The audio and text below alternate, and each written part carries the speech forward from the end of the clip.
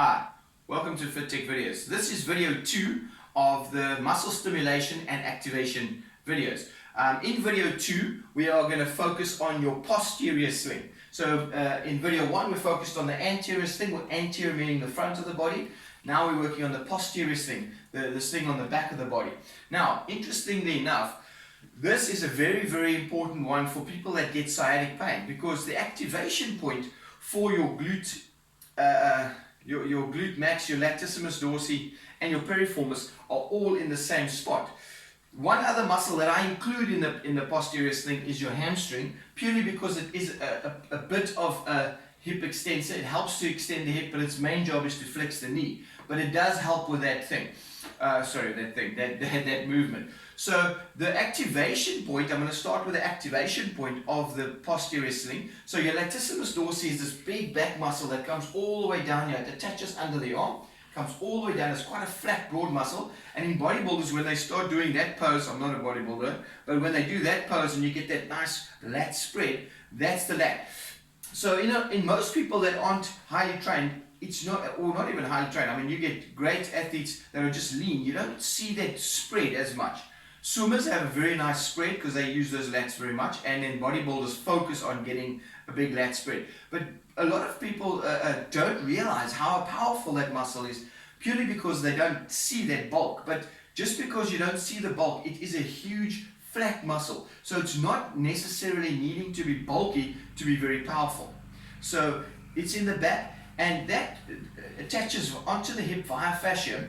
So your lat muscle works with your glute max, this big, powerful, one of the most powerful muscles in the body is your glute max, your big bum muscle, and that's the most important hip extensor. So walking, we did the hip flexor in video 1, that's flexion and then extension. So walking is all about flexion, extension.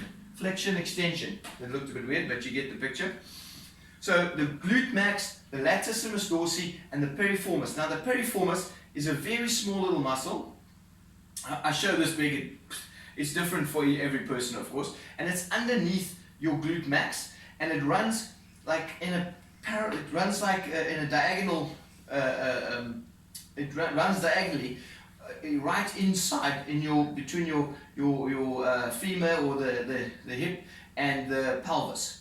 And the sciatic nerve kind of runs underneath it. So it's a key muscle that can cause sciatic nerve irritation. And of course, if you want to release that piriformis muscle, which is very deep, you've got to release the glute max and the lat as well. So obviously the piriformis that actually helps with rotation of the hip, but it also helps in a bit of movement, hip extension. So its primary job is not hip extension, but it facilitates stability in the hip, and it facilitates a bit of rotation of the hip, and it works with the glute max and the latissimus dorsi in this whole back chain. So that's why a lot of people, if they have shoulder issues, I'll release their glute, and they think, well, does he know where my shoulder is?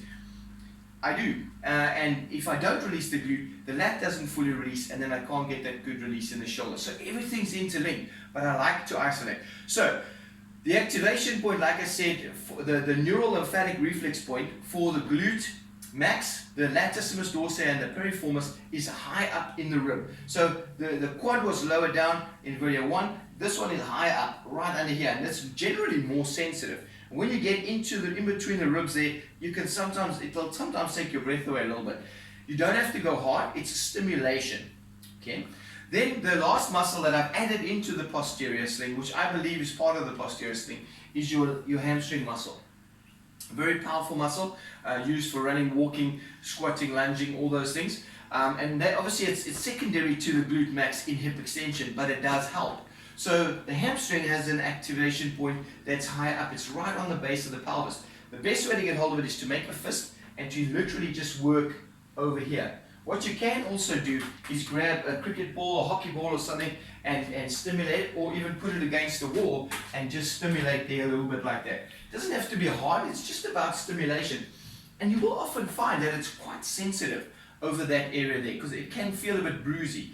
And that's just lymph. The more bruisey it feels, it just means that lymph is more sluggish in that area. But stimulating that will instantly help the hamstring to work better. Two things: work better. Also, it will be looser. Right, so that's the neural lymphatic points. Now the muscle stimulation. So basically, as I said in video 1, stimulating a muscle is literally, as it says, stimulate it, work it, and while it's moving. These videos are great to follow before an exercise, before going out to train. Do the bit of stimulation. Even before you're going to trigger, do the activation and stimulation. Straight away the muscle releases. The brain muscle connection is better. Now you go and release it, it's more already looser, and it helps you to release it more. I often use this when someone first comes in. It doesn't matter what's going on, I'll activate the area that I want to work, and straight away the muscle allows me a lot deeper in.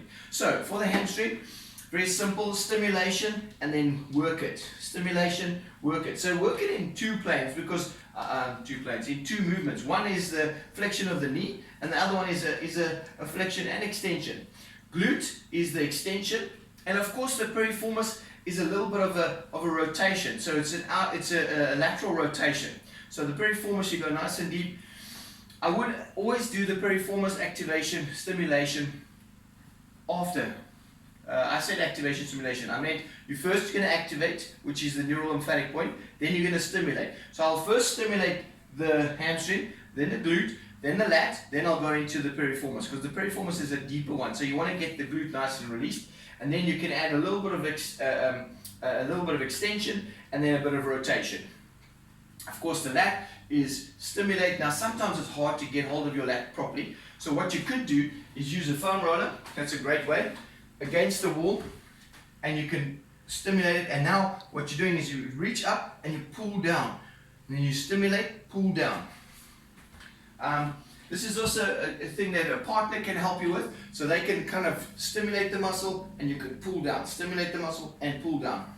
Great way to get that nice and released. Well, that was video 2, the posterior sling system. Hope that works for you. Thanks for watching.